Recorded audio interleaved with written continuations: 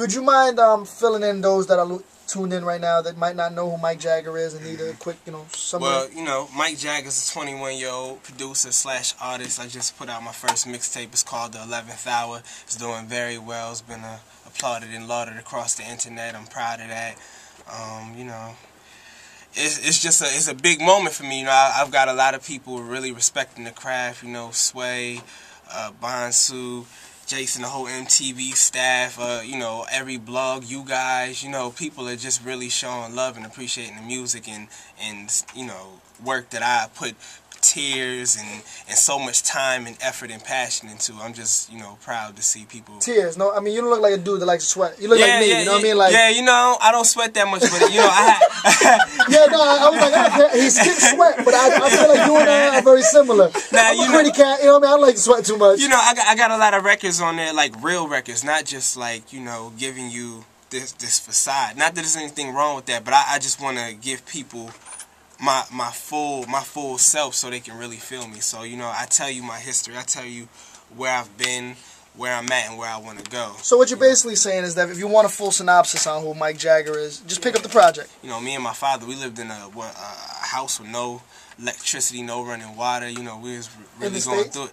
in the States. You know what I'm saying? So, like, when I write these songs, I write them so people can feel my manager doesn't like it when I say, like, impurities or whatever, but, I want people to see my imperfections. Just to know. Well, no, it's because it's not really an imperfection. It's like, it's real. But vulnerability. Yeah, I like it. I like to put myself out there because I know it's people that's going through the same thing, and a lot of people are afraid to, like, be real and not say, hey, I'm balling, I'm on these rims or whatever. Well, before we even hear it in the music, bring up maybe one of your maybe impurities or vulnerabilities that you feel that you have in yourself that you bring out mostly in the music. Well, just talking about my relationship with my mother, who's, my father's passed away.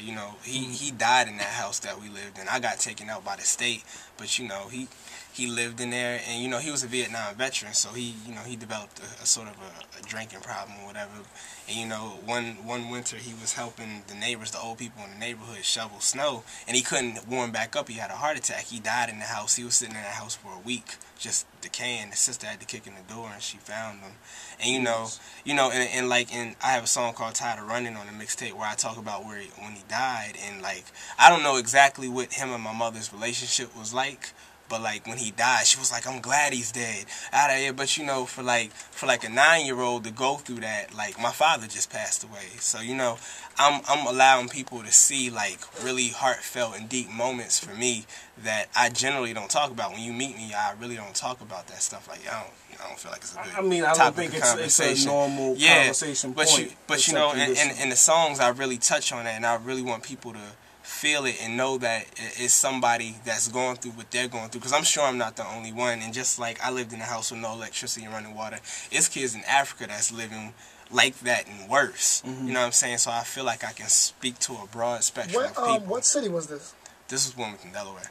In Delaware? Yeah. You were kind of touching on your mother, and since we're talking about your real stories, what was that like? I hate to go Katie Couric on you, but what was that relationship with her?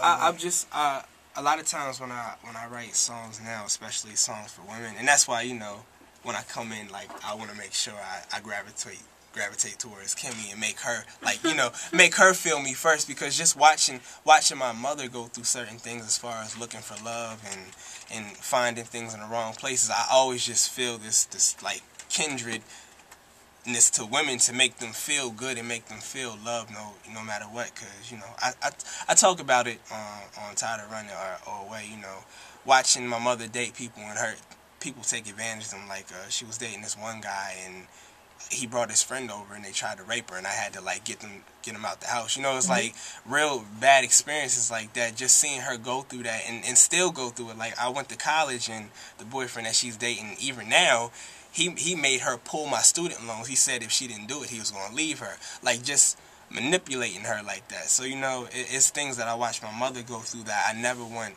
another woman to go through. I never want to personify those experiences that she's had in me. Now I'm just riding with the top down.